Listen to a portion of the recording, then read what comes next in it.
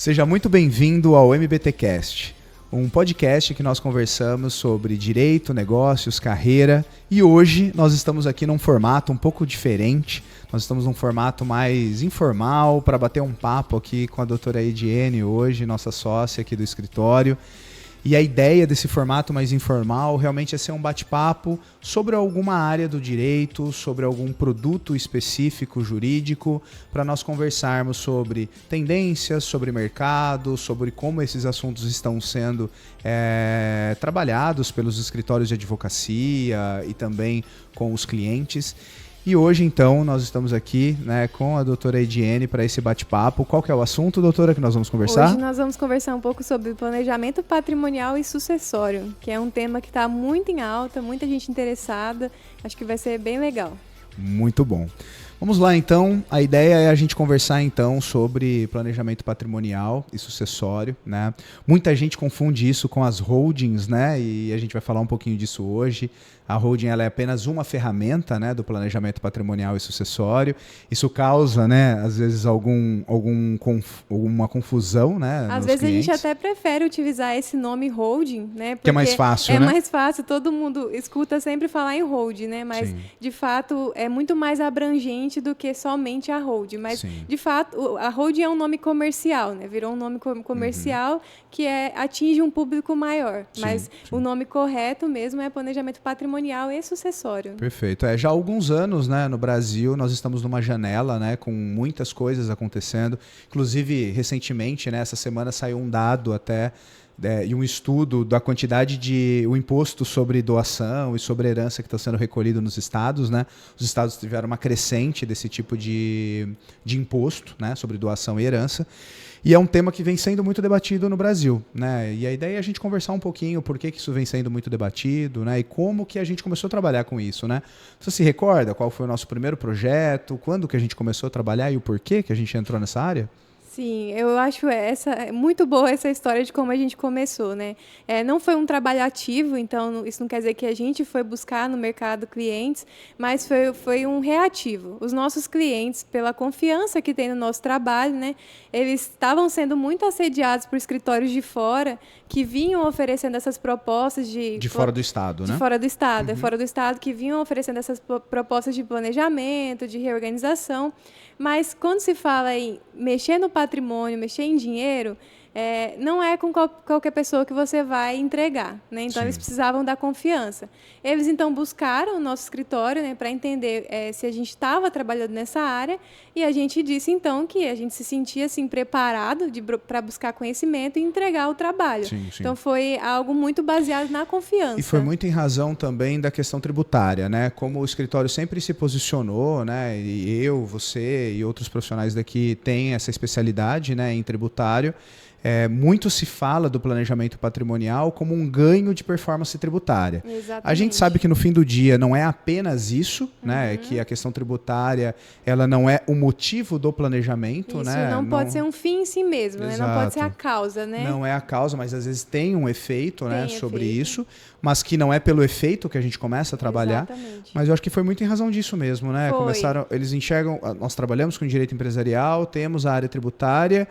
E aí, essa é uma área que lida com muitas vertentes, né? Você precisa ter especialidade em tributário, em direito de família, em direito empresarial, né? Então, é uma soma de muitas áreas do direito, né? Uma das coisas que o empresário mais sente no bolso é a parte tributária, né? Então, de fato, o que chama muita atenção quando se fala em planejamento patrimonial e sucessório, quando se fala em holding, é o intuito de economizar, né, com os tributos. Mas vamos lá, o que é planejamento patrimonial e sucessório, Ediene? Falando como um bom advogado que gosta de uma definição, né, a gente pode falar que é um conjunto de estratégias jurídicas e financeiras para você manter o seu patrimônio organizado, diminuição de custos, né, se a gente estiver falando de um planejamento patrimonial ali, olhando para a empresa, e também olhando para um sentido de sucessão, manter a harmonia familiar, eventualmente uma redução de tributos lá na frente, quando se fala em inventário. Então, a gente pode falar nesse conjunto de estratégias jurídicas, porque são várias coisas, dentre as quais estão a holding. Mas nós também podemos citar o seguro de vida, que é um instrumento para isso, uma doação doação, usufruto, né? A gente tem diversos instrumentos, testamento, né? Várias ferramentas para fazer a sucessão. Exatamente. Né? E por falar em sucessão, uma coisa muito interessante que está acontecendo agora, né, na década passada e nessa década aqui também, é que nós estamos tendo a maior transferência de patrimônio da humanidade. Né? Quando a gente pega para olhar para dados de patrimônio, a geração passada, essa geração que hoje está com 60, 70 anos, é a geração que mais acumulou patrimônio, né? Patrimônio imobiliário, por exemplo. Sim. E nós estamos numa janela agora que essa geração dos 60, 70 anos está com essa preocupação de transferir esse patrimônio para a segunda geração ou até mesmo para a terceira geração direto, né? Então, muito vem se falando, né, dessas estruturas de planejamento patrimonial sucessório em razão da geração agora ter muito patrimônio, né? Ficaram com muito patrimônio, acumularam muito patrimônio, e agora nós estamos nessa janela de transferência desse patrimônio. E para o nosso público, né, que está ouvindo, para transferir patrimônio, existem duas formas. Né? Se o patrimônio está na pessoa física e ela morre, necessariamente tem que passar por um inventário, né? Seja judicial ou extrajudicial. Quando a gente fala em planejamento, a gente está falando em antecipar, em se planejar, né? Para que a transferência do patrimônio não aconteça só com o evento morte, né? Após da morte. É um assunto chato de falar, né? Sobre a morte e tudo mais, mas é necessário, né? É necessário e parece que está existindo uma mudança grande de mentalidade em relação a isso, né? Porque antes parecia que os pais, né, costumavam falar, né? Os patriarcas que a gente chama. Isso é problema dos meus filhos. Eles que se resolvam depois que eu for. Eu não vou fazer isso agora, não.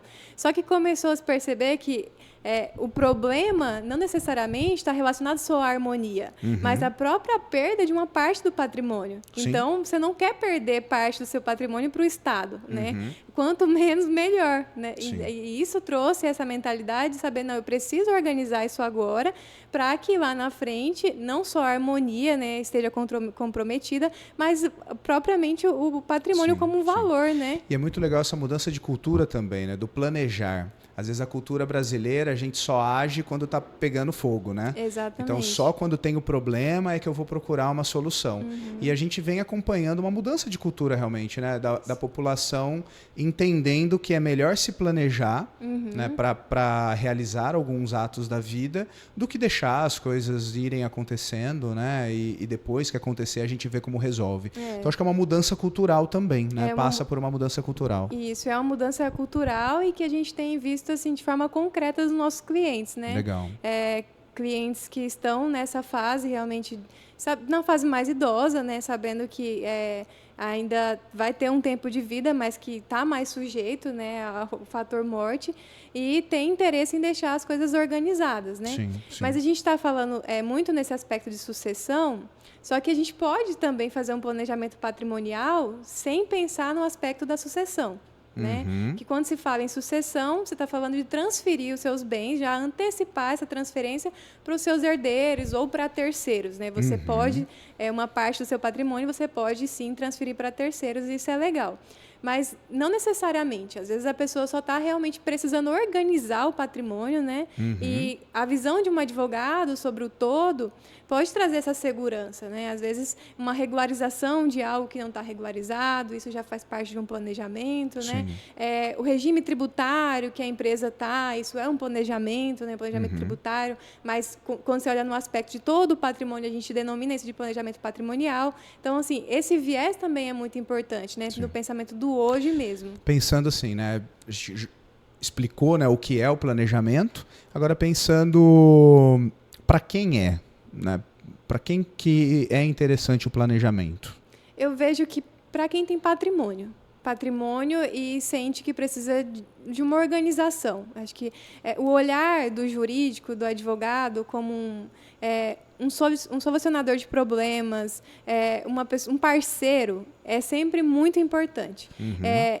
E isso não necessariamente para uma pessoa que tem um patrimônio muito alto. Sim. Às vezes a pessoa um patrimônio já relativamente mediano, já traz, pode trazer esse interesse da pessoa para um advogado olhar e falar assim, olha aqui, doutor, está acontecendo isso, isso e isso. E esse ponto é bem interessante, né? Porque assim, às vezes a pessoa fala, planejamento patrimonial, sucessório não é para mim porque meu patrimônio não é tão relevante. Eu acho que é muito do que a gente falou, que existem várias ferramentas para você pensar no seu planejamento sucessório. A holding, que é o que muito tem se falado hoje, é um tipo de ferramenta de planejamento sucessório. Já falando para aqueles que não conhecem a estrutura de uma holding, né? Basicamente a holding é a criação de uma empresa, né? Uma pessoa jurídica, onde você vai integralizar o seu patrimônio nessa pessoa jurídica. Né? O que é integralizar? Você vai pegar o patrimônio da sua pessoa física, passar para essa pessoa jurídica, e essa pessoa jurídica ela vai administrar esse patrimônio. Né? Então a pessoa ela passa, ela não é mais uma detentora daquele imóvel, mas ela passa a ser detentora de cotas de uma pessoa jurídica que tem aquele imóvel. Isso. E a partir do momento que ela faz isso, ela organiza o patrimônio dela numa pessoa jurídica, e a pessoa jurídica, a princípio, não morre. Né? O falecimento da pessoa jurídica é só o encerramento. Então, a pessoa jurídica ela pode ter prazo indeterminado, então ela não vai morrer. E quando a pessoa morre, ela tem as cotas dessa empresa. Né? Então, o que vai ser objeto de transferência de sucessão são essas cotas. Né? Essa é uma estrutura sofisticada de planejamento patrimonial sucessório que, às vezes, as pessoas acham que é só essa ferramenta que existe. Né? E quem tem um patrimônio um pouco menor fala, não, vou criar uma pessoa jurídica para administrar esse patrimônio, o patrimônio não é tão relevante assim. Mas o que a gente fala é, se a pessoa tem herdeiros, tem preocupações, né, de como vai acontecer essa transmissão, ela já pode, em vida, por meio de testamento ou por meio de doação, sem precisar necessariamente de holding, já cuidar desse planejamento patrimonial. Né? Não precisa criar empresa para fazer isso, né, Ediane? É isso mesmo. Então, assim, precisa realmente de um olhar particular de cada situação. Né? Não dá para a gente colocar em caixinhas, né, que é o que a gente sempre fala. É um trabalho muito personalizado. Então, é um trabalho em que você vai entender como é a dinâmica da família, né? Considerando que a gente está numa região em que a gente tem muitas empresas familiares, né? Então a gente vai entender como é a dinâmica dessa família, qual é o patrimônio envolvido, qual que é a situação desse patrimônio, quais são os riscos envolvidos nisso, né? Eu acho que um exemplo legal para citar assim de como até a própria holding, né, ela pode ser muito viável, assim, não necessariamente quando tem um patrimônio muito grande, é na locação, né, que é um exemplo que as pessoas utilizam muito, né, que é a holding patrimonial, né, em que você coloca os seus imóveis lá, integraliza os seus imóveis nessa pessoa jurídica que é a holding, e você faz a locação através da pessoa jurídica e não na sua pessoa física, e isso vai te trazer um ganho, né, uma performance. Pode trazer um ganho, né? Pode trazer, a gente vai analisar cada caso, a gente sempre tem esse cuidado, né? Isso é uma coisa que a gente fala muito, né, Ediane? Isso é uma coisa que a gente fala muito porque, às vezes, tem muita gente por aí sempre falando a holding, ela traz benefício tributário e tudo mais. E a gente sempre fala, depende muito de caso a caso. Né? A gente tem todos os nossos projetos, né? A gente analisa e cada projeto segue de uma forma, não tem um padrão, né? Não é um produto de prateleira que você pega e veste para todo mundo. Né? E esse é o grande diferencial de um projeto desse estar acompanhado por um tributarista, né? Que é aquilo que a gente fala. Como é uma área que envolve 3 grandes áreas, que é tributário, societário e família, a gente brinca, né, que é mais fácil para um tributarista aprender societário e família do que um advogado de direito de família aprender tributário e societário. Né? Meus alunos falam isso, que aprender direito tributário é muito difícil. É difícil, Mas esse cuidado com o direito tributário, ele precisa ser muito grande, porque às vezes você vende uma promessa e além de não entregar o resultado, você pode entregar algo pior. Sim, o que muitos falam, né? Assim, tem bastante gente trocando o planejamento por um auto de infração. Exatamente. Né? Foi um auditor fiscal, na época eu vi essa notícia também, um auditor fiscal que falou sobre isso, sim, né? Sim. E pensando assim, para quem já desmistificando que não é só para quem tem um patrimônio tão vultuoso assim, né? Para quem tem, com certeza é importante, né? Mas também não é para assim, desmistificar que mesmo que tenha pouco patrimônio, tem outras ferramentas, talvez, que faça sentido, né? Agora vamos pensar nas vantagens, né? A gente falou um pouquinho sobre o que para quem vamos pensar um pouco nas vantagens. Qual que é a vantagem de fazer um planejamento patrimonial na sua visão hoje? Quando eu olho para o aspecto familiar, né, e hoje nossos trabalhos aqui estão muito relacionados, né, a patrimônios empresas familiares, familiares, né? patrimônios, Ou patrimônio familiar. Um aspecto que é extremamente relevante é a harmonia familiar. Eu vejo que essa questão é um pouco mais subjetiva, né? Mas ela faz muita diferença. Porque quando a gente entra num projeto desse, nós somos os advogados da família. A gente não está do lado de um e contra o outro. Então, a gente tem diversas reuniões para conseguir entender, né, quais que são as ambições de cada um deles, quais são os medos, né, de cada um deles. E todo esse trabalho é feito assim, com muito cuidado, né, entre a família. Então, você chega realmente num ponto comum. Né? E tem uma premissa que o pessoal fala, né, que você só conhece um familiar quando está falando sobre bens, né, quando está falando sobre dinheiro. Então, quando você trata isso com o patriarca junto, assessorado por uma equipe, eu vejo que esse é um fator extremamente relevante para manter essa harmonia familiar. Essa harmonia familiar é muito importante porque nós vimos várias situações, né, que a família não se planejou na sucessão e que depois que acontece uma fatalidade, a perda do patriarca ou da matriarca, a família acaba tendo uma ruptura, né? Porque aí, às vezes, um quer mais do que o outro, às vezes brigam, às vezes não conseguem chegar a um consenso. E no final ninguém ganha. Você fica com o patrimônio travado ali numa discussão, às vezes, de um inventário por anos. E o patrimônio se perde, né? Porque aí vão ter vários advogados, um para cada lado da história. Aí, se você litigar, você também tem custas processuais. Então, aí você tem o Estado com as custas e com o imposto, os advogados com os honorários porque eles estão trabalhando e cada um tem os seus honorários. Então, assim, uma boa parte do patrimônio se perde em meio a discussões. Né? E essa é a segunda vantagem. Assim, eu citaria no aspecto familiar a harmonia mesmo, e a segunda vantagem relacionada aos custos. Você busca isso, né? É óbvio que em determinada situação pode ser que você tenha que ter um custo maior hoje para ganhar uma outra vantagem lá na frente. Né? Não é assim, você certamente vai economizar muito mais. Depende da situação, né? Depende do seu objetivo, né? Por isso que a gente fala que é muito personalizado, é uma solução muito personalizada. Nesse ponto do custo, uma coisa que eu gosto de falar sempre é a previsibilidade do quanto que vai te custar essa transição, né? Hoje a gente está, enfim, passando por reformas tributárias, PLPs com possíveis mudanças, né, do imposto sobre doação e tudo mais. Então, essa insegurança jurídica que nós temos hoje, né, como que vai ser a regra do jogo amanhã, deixam as pessoas reflexivas, né? Poxa, será que é melhor eu antecipar, trazer essa previsibilidade para agora, né? Já deixar o patrimônio resguardado e a regra do jogo colocada agora.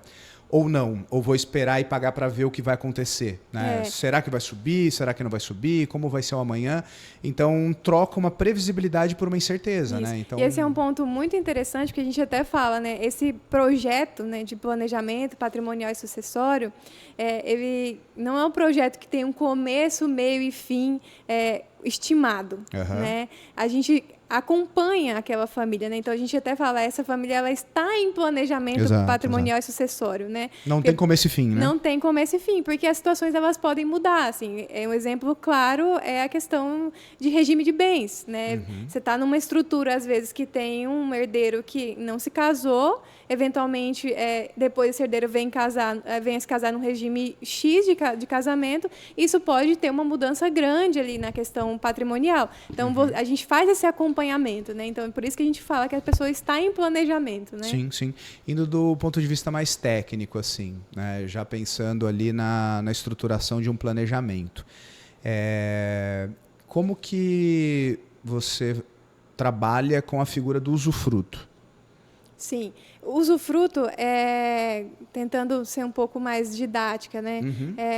É aquilo que te dá o direito de mandar na coisa, mas tem um outro dono. De usufruir. Usufruir. Você mantém o direito ali de usufruir daquilo, então você pode, olhando para uma empresa, né? Você vai ter os poderes ali de usufruir dos lucros, né? Eu fiz essa pergunta porque hoje é muito comum, né? Nos nossos planejamentos, às vezes o patriarca, a matriarca, eles falam, Rodrigo, mas legal, a gente começa essa estruturação, eu cedo para os filhos as cotas, por exemplo, da holding, a gente faz um acordo de sócios, né? Mas como que fica a questão de mandar, né? O meu poder de mando mesmo, assim, eu vou entregar tudo pro meu filho agora, eu já vou né? passar Como é isso? em vida tudo pro meu filho. E aí que entra essa figura muito interessante, jurídica, do usufruto, né? Porque a gente consegue transferir o patrimônio para os filhos, mas deixar gravado um usufruto, tanto do ponto de vista de mando, de voto, do poder de voto ali dentro da família, até mesmo do recebimento dos proventos, do lucro daquela atividade. A gente consegue deixar isso com o patriarca e a matriarca enquanto estiverem vivos. Impedir, né? que o filho venda esse patrimônio. Impedir que o filho venda o patrimônio. É algo que tem como a gente limitar. Exato. Né? Então, de fato, assim, olhando para o aspecto jurídico, né, por mais que a propriedade esteja com outra pessoa, todo o direito que o patriarca já tem, ele vai continuar tendo, né, utilizando esse instrumento jurídico. Perfeito. Tem mais algum ponto, na sua opinião, sobre planejamento patrimonial que é legal a nossa audiência ouvir, que você... Eu tenho muitos pontos, né? Assunto que... Lembrando, né, gente, assim, esse é um podcast informal para a gente trazer o tema para a mesa, mas a gente também quer falar rápido, né? Então a ideia é a gente ter episódios aí entre 20 a 30 minutos para conversar sobre o tema, mas é um tema, enfim, que tem cursos, né, de 1 ano, 2 anos só sobre esse tema. Então a gente não vai entrar profundamente no tema, é mais para conhecer o tema, e você que está nos ouvindo, se tiver curiosidade, né, para entender um pouco mais sobre planejamento patrimonial também, eu acho que a gente sempre está à disposição para conversar, debater sobre o assunto. A mensagem, eu acho que tem que ficar, é que planejamento patrimônio sucessório não é coisa de rico.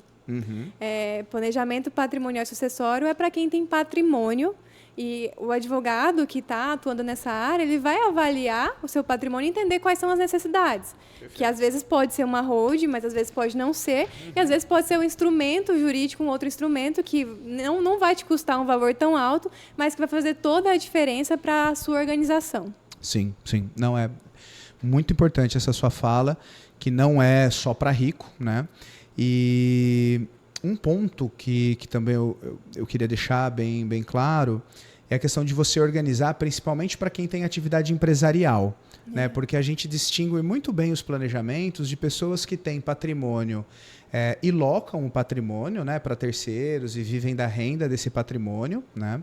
E outra coisa são famílias que têm empresas, né? Uma complexidade maior. Que é uma complexidade muito maior, porque aí geralmente essas famílias, além da atividade empresarial, ela também tem patrimônio, né, para administrar.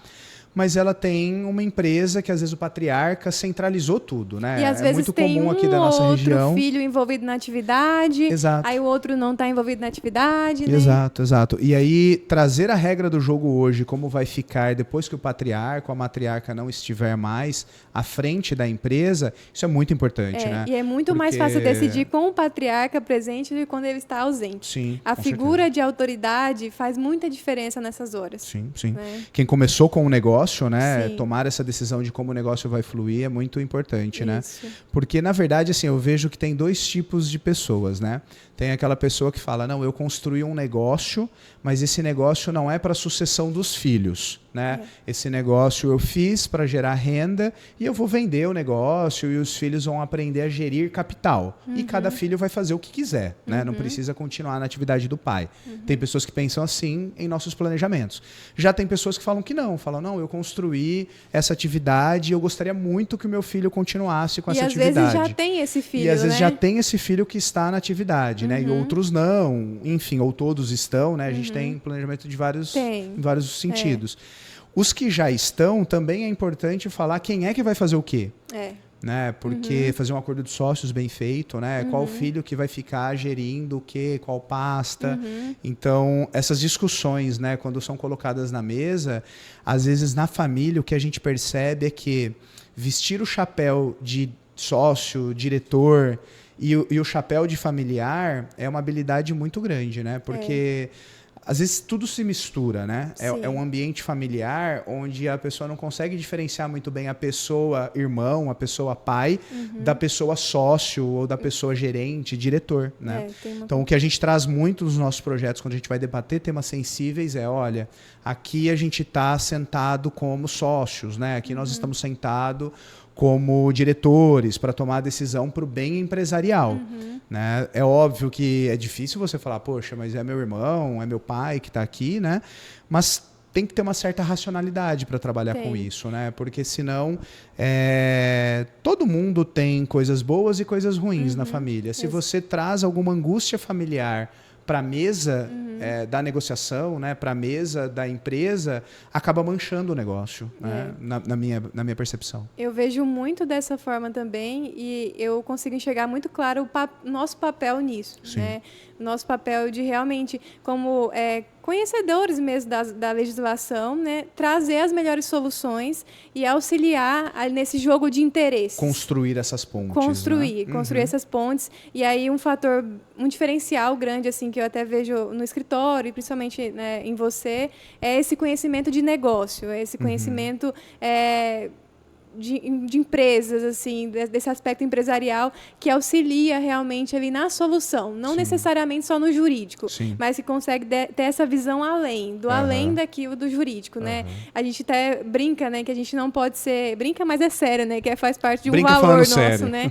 A gente não pode ser advogados do sim e do não, né? Mas o advogado de como fazer. Se o cliente nosso precisa de algo, não é sim ou não, é como ele vai atingir aquele objetivo. Sim, né? sim. Esse é o grande desafio, né? A gente não se conformar com o padrão, não falar isso pode, isso não pode, e sim entender a necessidade mesmo do cliente e construir isso com segurança jurídica. Exatamente. Né? Muito legal, Ediene, esse bate-papo. Espero que seja o primeiro de muitos. Sim, né? Eu espero vir falar mais vezes para a gente falar de mais coisas ainda de planejamento. A ideia é trazer mais sócios, discutir os temas que a gente trabalha aqui no dia a dia do escritório, sempre trazendo informação, né, para os nossos ouvintes, sejam da área do direito ou que não sejam da área do direito, para que a gente possa amadurecer temas bem relevantes. Sim, acho que isso vai ser muito válido. Obrigado pela presença. Pessoal, vocês nos encontram, né, nas mídias sociais, no @ do escritório, @MBT Advogados. O meu @ é rodrigo.totino. Diene, quer deixar o seu @ para a galera? Quero, é Diene Alencar.